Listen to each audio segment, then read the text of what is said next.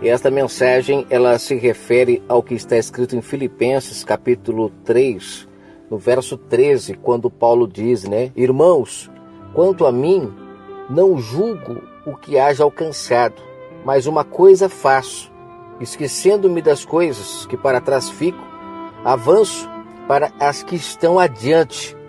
Muitas pessoas utilizam este verso isoladamente, como essa semana eu recebi um vídeo de um rapaz que ele pega este verso, inclusive ele pega a parte B, nem a parte A do versículo ele utiliza. Aí é sacanagem, né? A pessoa utilizar a parte B do versículo para manipular as pessoas, ou seja, para assinar aquilo que se quer dizer. Porque se você pegar aqui a parte B, ele diz, ó, mas uma coisa faço, eu esquecendo-me das coisas que para trás fico, eu avanço para que estão adiante de mim. Então você pega um verso desse, o que você diz para as pessoas? Você pode dizer para elas, olha, o que você fez ficou para trás, agora você tem que seguir adiante. E esse adiante, geralmente eles se referem a você entrar para um sistema religioso e começar a praticar todos os rituais que eles praticam lá e tudo mais. Este vídeo, inclusive, que eu recebi, o rapaz falava sobre isso, né? Sobre as pessoas irem para a igreja, esquecer o que ficou para trás e agora seguir firme com Jesus e tudo mais. Só que o detalhe é o seguinte, não é isso que Paulo fala aqui. E eu, através deste vídeo, eu achei interessante eu começar a gravar algumas coisas, lendo o contexto todo, pegando o capítulo inteiro para ler. Porque aí os irmãos poderão ler junto comigo para perceber que, ao contrário do que muitos dizem, né, o herege ou a pessoa desintegrada, desculpa se eu falei errado, mas é a pessoa que está fora das igrejas, eles se referem como sendo eu e outros irmãos que estão aí anunciando a palavra do Pai de maneira pura, sem fermento. Quando na verdade as pessoas não conseguem entender que quem pega versos isolados, quem se beneficia de textos isolados é que de fato é um herege. É necessário você primeiro ler o contexto para você se situar e segundo, você precisa ter uma noção do que está acontecendo para não ficar preso em versos isolados, porque é muito fácil muitos homens se utilizarem disso para fermentar a palavra e pior, se beneficiar. Né? Logo no capítulo 1 de Filipenses, Paulo fala sobre a questão de homens que se beneficiam com a palavra, que têm olhos para o seu próprio ventre apenas, só pensam em si. Vou ler em outra ocasião Filipenses 1, eu quero ler o Filipenses 3, para a gente poder ter uma noção do que Paulo estava dizendo que ele deixou para trás, para seguir agora adiante, não mais praticando aquilo que ele praticava. O que ele praticava? O que de fato ele quis dizer ali? Vamos lá. Verso 1 de Filipenses 3. Quanto ao mais, irmãos meus, regozijai-vos no Senhor, ou seja, se alegrai no Criador. Não me é penoso a mim escrever-vos as mesmas coisas, porque a vós vos dá segurança. Paulo está dizendo que ele gosta de ficar sempre repetindo as mesmas coisas para as pessoas terem segurança no que ele falava, né? Ver que ele não ficava mudando de ideia o tempo todo, ele sempre estava firme numa palavra só. Aí ele diz no verso 2, acautelai-vos dos cães. Essa expressão cão, já comentei em outros áudios. Cão é um tipo de animal que o que você der para ele comer, ele come, né? E na verdade esses homens que são chamados de cães por Paulo, são justamente um tipo de gente que existe na Terra, é tipo uma expressão aqui, uma metáfora que ele usou para expressar que são pessoas que se aproveitam de tudo que puderem se aproveitar em cima das pessoas. Então ele fala, cautelai-vos deles, cuidado, acautelai-vos dos maus obreiros. Quem são maus obreiros? Mau obreiro é aquela pessoa que está na igreja ali, tem um cargo de obreiro e ela é ruim? Não, não é isso. Mau obreiro são pessoas que dizem fazer a obra do Pai, mas são cães, estão puxando sardinha para o seu lado. São pessoas que não estão interessadas com o reino do Pai, em sim com o seu próprio ventre, como ele começa lá no capítulo 1 falando. Aí depois ele fala, acautelai-vos da falsa circuncisão. O que é uma falsa circuncisão? São palavras mentirosas, porque a verdadeira circuncisão é aquela que vem do alto, é espiritual. Nós ouvimos a voz do Pai e comemos da sua boca. A falsa circuncisão é aquela que vem da boca de homens maldosos, que fermentam a palavra do Pai e faz as pessoas se acharem no caminho. É como se elas acreditassem que estão no caminho correto, mas não estão, porque estão fermentadas por esses cães que Paulo alerta para tomar cuidado. Verso 3, porque a circuncisão somos nós que servimos a Deus em espírito. Olha só, servirmos a Deus em espírito. Ou seja, como você pode servir a Deus em espírito? indo para um templo, praticando jejum físico, ceia física, batismo físico, ou de fato isso já é como que eu posso dizer, um engano que esses cães trouxeram desde lá de trás, não entendendo que todas as práticas que aconteceram até o madeiro, foram até o madeiro. No madeiro acabou a era carnal. Após o madeiro nasceria a graça, que é a adoração em espírito. Aquela que o Messias disse para a mulher samaritana: a partir de agora o Pai busca os que o adorem. E aqui Paulo repete: os que o sirvam em espírito. Verso 3 de Filipenses 3, para você não falar que eu sou herege ou que eu estou fora da palavra. Paulo está deixando claro: a verdadeira circuncisão somos nós que servirmos a Deus em espírito. Servir ao Pai em espírito é o seu espírito conectado nele 24 horas, tendo a plena certeza que o seu espírito, como ele disse lá em Romanos, ele intercede por você. Ele clama com gemidos por você. Porque ele conhece. E o Pai que esquadrinha os corações, ele vai te dar aquilo que de fato você merece, não aquilo que você está pedindo. Porque acaba-se as falcatruas, acaba-se as barganhas, né, no reino espiritual. Mas aqueles que querem permanecer na carne, eles permanecem, né? E eles são pessoas que estão na mão desses cães, os chamados abutres, né? Aonde estiver os mortos, como está escrito, se ajuntarão os abutres. Então as pessoas não buscam espírito, estão mortas, espirituais, e aí esses abutres, esses homens maldosos, se aproveitam dessas pessoas para cobrar oferta até hoje, para cobrar dízimo até hoje. Aí se a pessoa não se batizar na água da igreja, eles dizem que ela está errada, que ela tem que se batizar, porque se não fizer assim não será salva. Aí a pessoa se batiza, e nisso ela fica cada vez mais colocando na cabeça dela que ela precisa fazer parte daquela igreja, porque foi lá que ela se batizou, então ela não pode sair para ir para outra. Sem ela perceber, esses cães que Paulo está falando aqui, eles estão escravizando ela dentro de suas regras, dentro de suas doutrinas, ao ponto de a pessoa achar que se ela não comer um pão da padaria, ou tomar um vinhozinho, né, esse vinhozinho físico que eles dão na ceia, ela não vai ser participante da glória, da ressurreição dos mortos. Ela acha que isso é o que fará dela naquele dia ser salva, quando na verdade o Messias utilizou o pão, utilizou o vinho, assim como João utilizou a água, era para aquelas pessoas de Israel, porque eles estavam cegos, eles não conseguiam enxergar um palmo na frente do nariz de forma espiritual. O próprio Messias falava: quem tem olhos que veja. Eles tinham olhos, mas os olhos deles eram o físico, porque o espiritual estava fechado, assim como o Messias o tempo todo falava: aquele que tiver ouvido, ouça.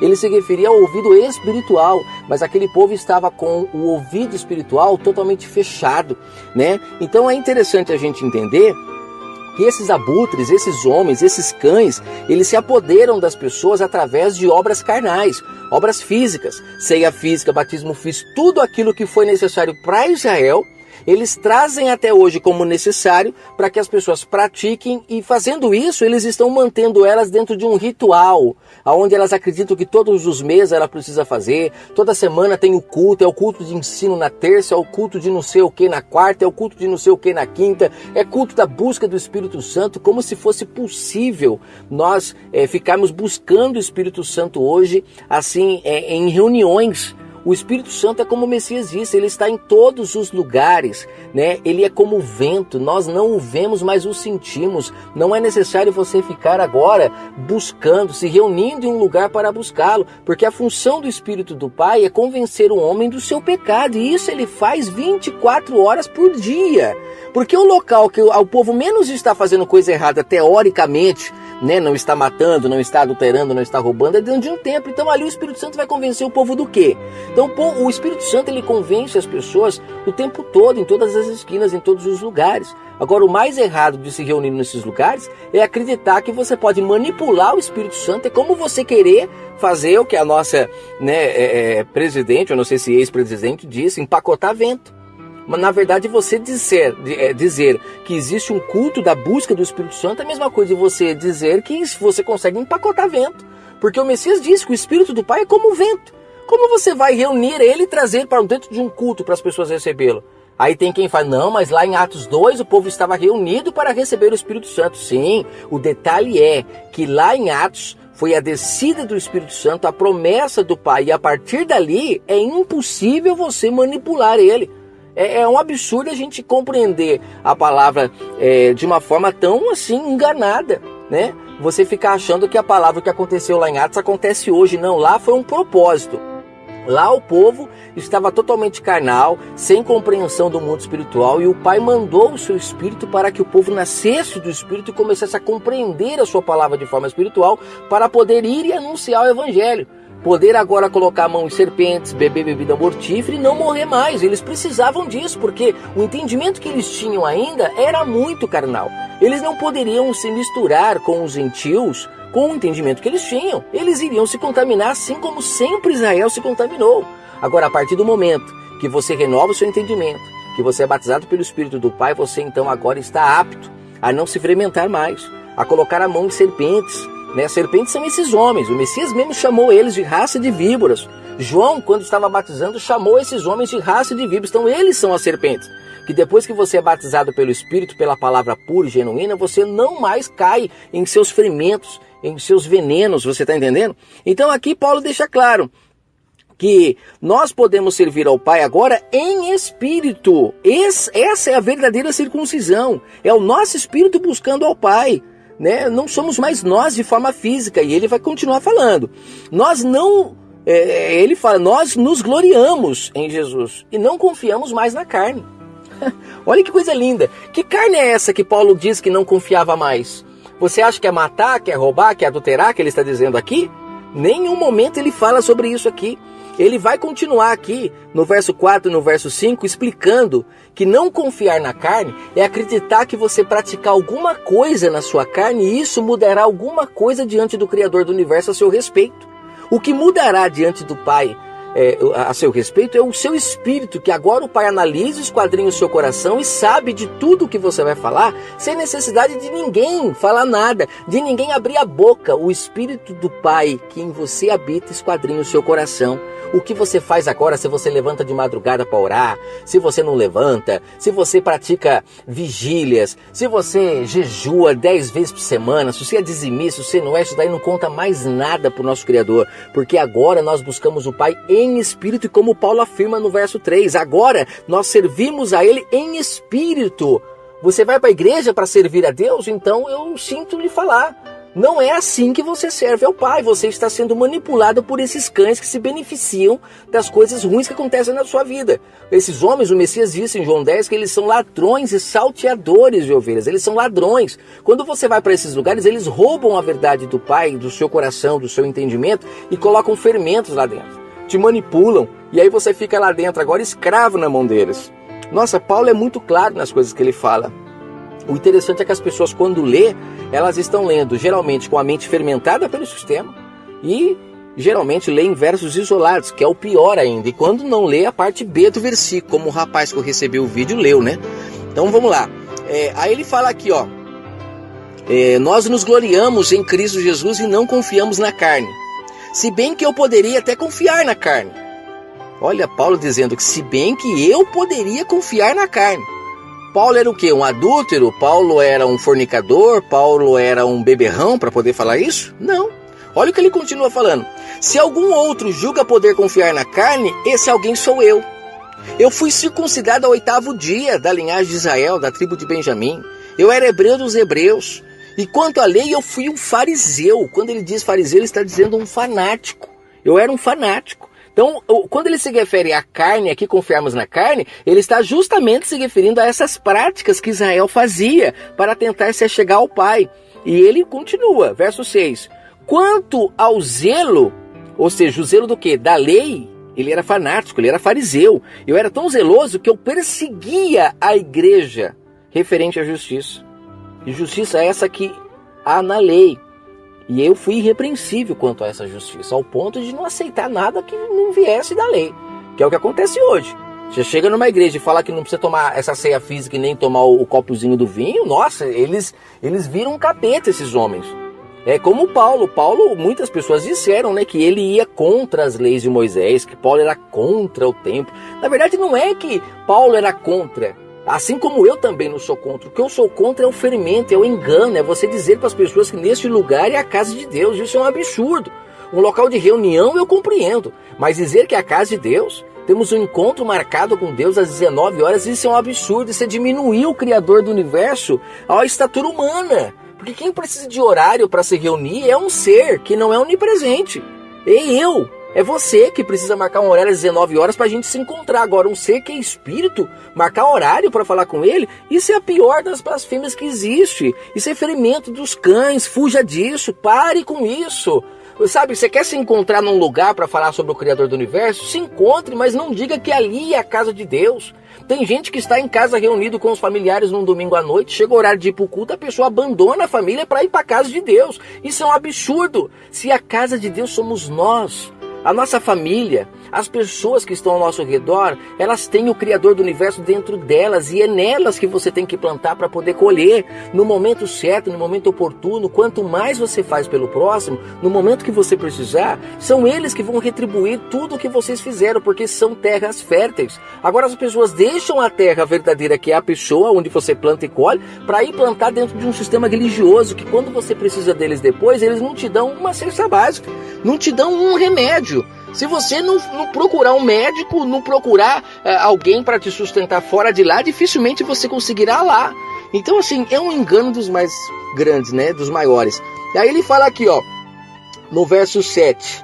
Mas o que era para mim lucro, eu passei a considerá-lo como perda por amor a Cristo. O que era lucro para ele? Ficar seguindo a lei, regras, tradições, liturgias. Ele considerou como perda, ou seja, ele foi servir ao Pai em espírito, gente, coisa linda. Verso 8, na verdade, eu tenho também como perda todas as coisas pela excelência do conhecimento, ou seja, ele hoje tem um conhecimento tão grande, né, ele dizendo em sua época, vamos trazendo como se fosse hoje, eu dizia assim, gente, o conhecimento que o Pai me deu é tão grande que eu considerei como perda todas as outras coisas que eu antigamente praticava.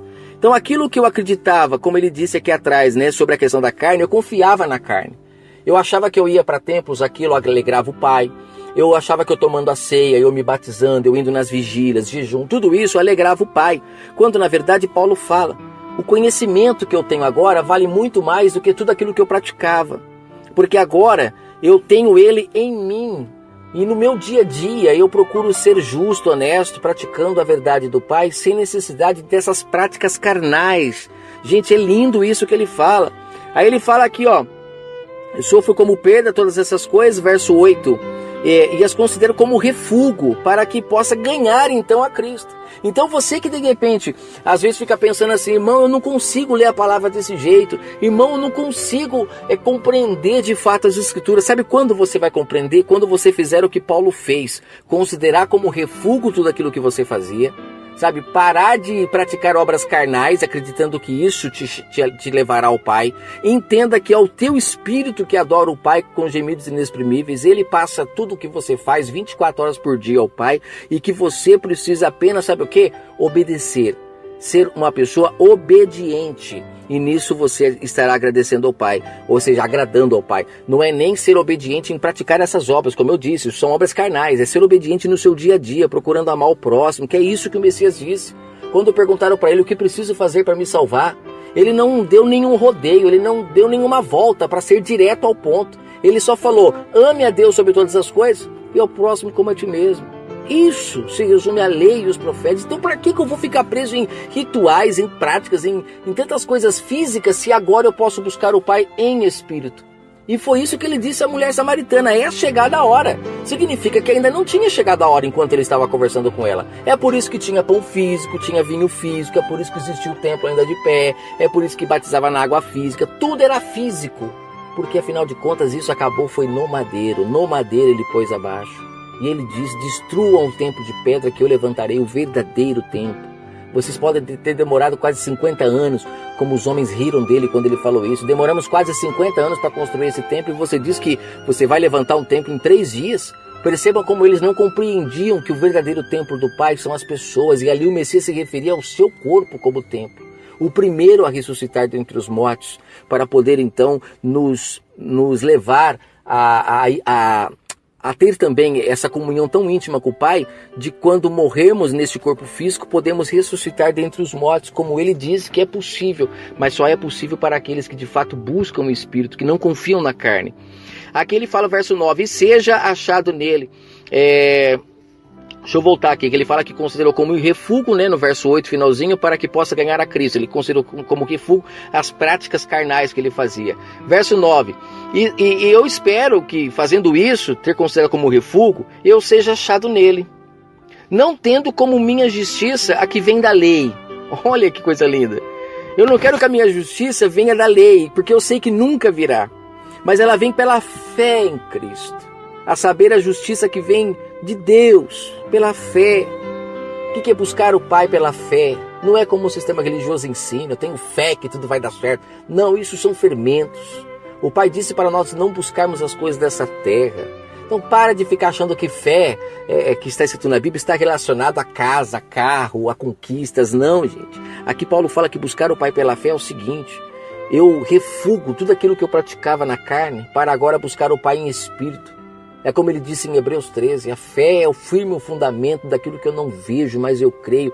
Eu não estou praticando mais cultos, reuniões, eu não estou praticando mais essas liturgias, essas tradições de ceia, de batismo, de sábado, de dízimo, de oferta, mas eu sei que tudo isso o meu espírito pratica por mim, porque o Pai busca isso no meu espírito, porque tudo aquilo que acontecia na velha aliança era sombra das coisas futuras. Então no futuro isso se concretiza espiritualmente, e não mais na carne. Então Paulo resolveu dizer o seguinte aqui no verso 9. Gente, a minha justiça não vem pela lei, ela vem pela fé. É quando eu creio que em Cristo tudo isso consumou, então eu vivo o verdadeiro evangelho, livre, porque aonde há liberdade, aí há o Espírito do Pai. Verso 10. Ele fez tudo isso para conhecer o Messias, porque só conhece ele de fato quem abandona tudo isso, porque você vai viver a verdadeira essência do evangelho. Ele fala, verso 10, eu fiz tudo isso para conhecê-lo, e o poder da sua ressurreição, e a participação dos seus sofrimentos, conformando-me a ele, a sua morte. Aí ele fala, verso 11, para ver se de algum modo eu posso chegar à ressurreição dentre os mortos. Ou seja, tudo isso que Paulo fez, abandonando as obras carnais para servir ao Pai em Espírito, como ele disse no verso 3, ele só fez para poder chegar à ressurreição dentre os mortos. Ele entendeu que só quem busca um Espírito que de verdade ressuscita entre os mortos. Verso 12. Aqui existe uma epígrafe, não onde eu estou lendo, que fala correndo em direção ao alvo. Muitos começam lendo a partir daqui.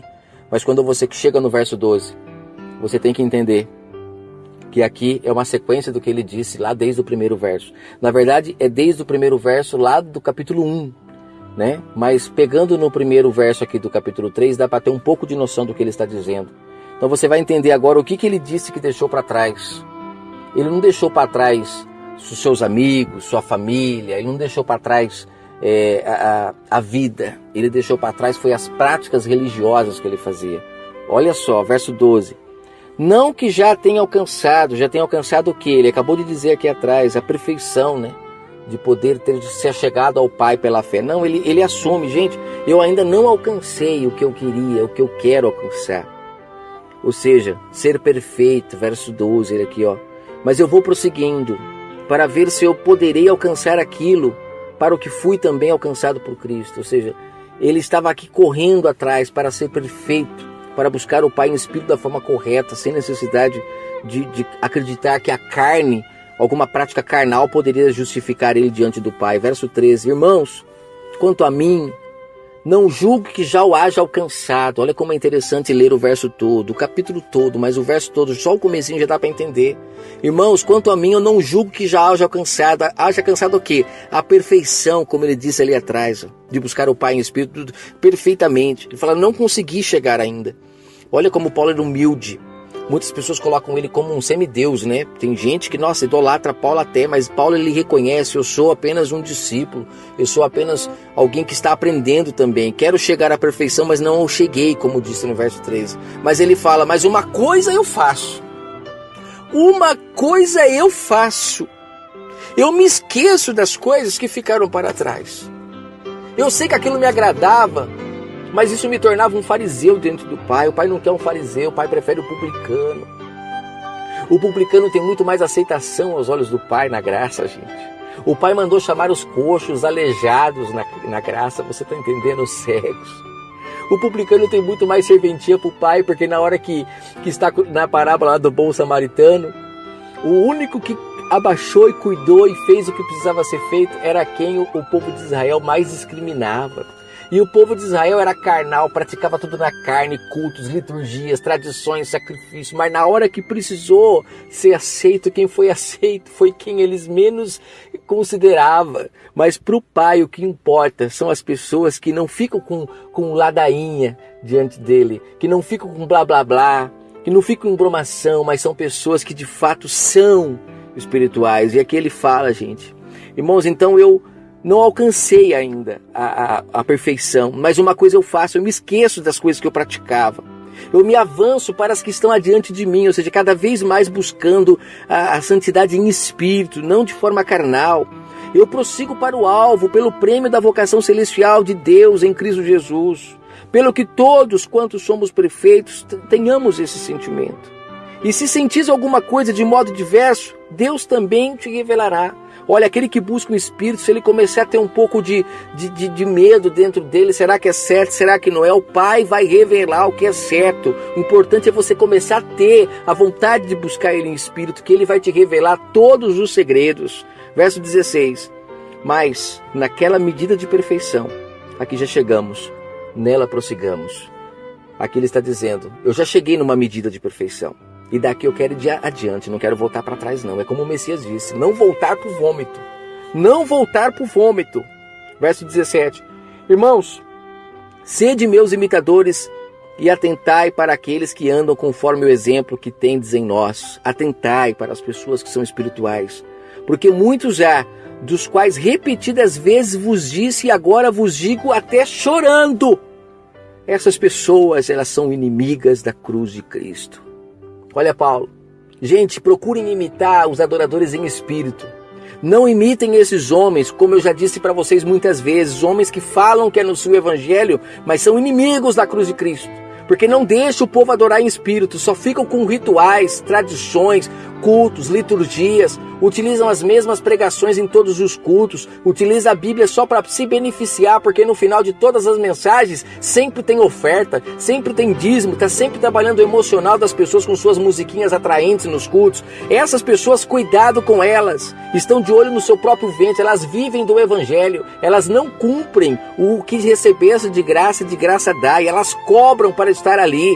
Elas vivem do evangelho, essas pessoas, cuidado com elas. Paulo, em outras passagens que eu vou ler depois com calma, o capítulo todo, ele fala que o obreiro é digno do seu salário, mas eu vou ler o capítulo todo para você ver que, primeiro, o texto não fala de salário, o texto lá fala de comida, porque ele fala que o boi, quando está trabalhando, tem direito de comer do que está arando. Ali está falando de comida, mas os desgramados desses homens interesseiros, esses cães, eles colocaram salário para defender os seus salários. O texto fala de comida, tanto é que Paulo fala, se eu vos dou o alimento espiritual, custa vós agora me dar o alimento físico? Então o texto nenhum fala de dinheiro, mas esses homens colocaram o salário para se defender. E o pior, eles dizem que são imitadores de Paulo, mas eu vou ler o contexto todo quando Paulo fala sobre isso. Lá Paulo fala que ele não aceitou receber nada de ninguém para não colocar à prova o evangelho do nosso Criador do universo, para não escandalizar ninguém. Então a quem esses homens estão imitando? A Paulo, que não aceitou receber para falar a verdade? Ou os falsos, os cães, que adoram receber, cujo no próprio texto Paulo fala que muitos estavam recebendo para anunciar a verdade e ele não aceitava receber. Então aqui Paulo conclui dizendo, gente, sede meus imitadores e atentai para aqueles que agem como eu ajo. Porque muitos há, e já falei para vocês muitas vezes, que são inimigos da cruz. O fim deles será a perdição, cujo Deus é o ventre deles. Olha só, eu falei que estava no primeiro capítulo, mas eu me confundi. É aqui que Paulo comenta que o Deus desses homens é o ventre deles. Tudo está relacionado ao interesse deles. E cuja glória assenta no que é vergonhoso, os quais só cuidam das coisas terrenas. Olha, esses homens que anunciam o evangelho de Cristo e só cuidam das coisas terrenas são cães gulosos, são homens que o fim deles é a perdição, estão apenas de olho no seu próprio ventre. Por isso que eles ficam oferecendo riquezas, dizendo que você vai conseguir, que você vai isso, vai aquilo, porque depois sempre sobra uma gorjetinha para eles. Os espirituais não falam de coisas terrenas, os espirituais falam das coisas do céu, coisas espirituais, plantando trabalhando um no outro, não se beneficiando da fraqueza de ninguém. Então cuidado com esses homens, cujo fim é a perdição. O Deus deles é como Paulo disse aqui, no verso 19 de Filipenses 3, é o ventre deles. São pessoas que dizem que você tem que arrumar casamento dentro da igreja, não pode arrumar casamento de fora. Sabe por quê? Porque eles sabem que se você arrumar de fora, você pode sair da igreja e eles vão deixar de receber a sua oferta, o seu dízimo. É o ventre deles que está falando mais alto. Eles não estão preocupados se você encontrou alguém que é uma pessoa boa de fora da igreja. Você tem que procurar a felicidade, o amor. E se você encontrar uma pessoa que ama o próximo, vá. Não acredite que essa pessoa está em julgo desigual só porque não está na igreja, porque isso é uma tremenda de uma mentira. Julgo desigual é uma pessoa ímpia que se relaciona com uma pessoa que é amorosa. Isso é julgo desigual. Agora, falar que porque não é da igreja, não pode namorar, isso é um absurdo. Eles só falam isso que é para manter você dentro do aprisco. Porque se você sair, eles deixam de ganhar com você. Assim como eles falam sobre divórcio, eles distorcem tudo sobre o divórcio para que as pessoas fiquem dentro do tempo, presas, infelizes. E quanto mais infelizes elas são, mais esses homens lucram. Perceba-se os tempos religiosos em época de crise, em época de doenças, eles não estão cada vez mais cheios, porque todo mundo vai atrás desses homens quando surge um problema, porque infelizmente nascemos ouvindo isso, e quando surge um problema é atrás dele que nós vamos. Poucos vão buscar de verdade o Criador do universo em espírito, ou seja, procurar se consertar para que tudo mude. Não, a maioria vai atrás desses feiticeiros de plantão, cães gulosos, raças de víboras que mais enganam as pessoas, e o Deus deles é o ventre deles, e eles lucram com tudo de ruim que acontece com as pessoas. Verso 20, a nossa pátria, gente, está nos céus. A nossa pátria está nos céus, donde também aguardamos um Salvador. Aguardamos o Messias, que transformará o corpo da nossa humilhação para ser conforme ao corpo da sua glória, segundo o seu eficaz poder de até sujeitar a si todas as coisas. A nossa pátria, meus amados, está no céu, não é aqui. Fuja desses homens que ficam falando de coisas terrenas para você, querendo te ensinar a namorar, querendo te ensinar como se relacionar, pessoas que ficam se intrometendo no meio do seu relacionamento, que ficam dizendo para você que amanhã vai ser melhor. Hoje foi difícil, mas Deus é contigo, Deus proverá. Cuidado com esses homens que usam versos isolados. Deus proverá, né? Alegrei-me quando me disseram vamos à casa do Senhor. Como aqui, esqueci das coisas que para trás fica, penso só nas que tem para frente. Não compreendendo e não trazendo, melhor dizendo, não trazendo a compreensão das pessoas que as coisas que Paulo resolveu deixar para trás foi a religião. Foi justamente aquilo que eu venho falando em todos os áudios do canal Adorando em Espírito. Paulo abandonou a religião para seguir adiante. Adiante como? Buscando o Pai em Espírito, como ele disse no verso 3, servir ao Pai em Espírito. O que ele deixou para trás foi isso. Agora os homens usam a parte B do verso 13 para dizer para as pessoas que deixar para trás o que passou é abandonar tudo, os amigos, abandonar a família para agora fazer parte de um sistema religioso. Cuidado com esses homens, porque o Deus deles é o ventre deles. Fiquem com o eterno Criador e que o Pai possa abençoar a sua vida, em nome de Jesus Cristo.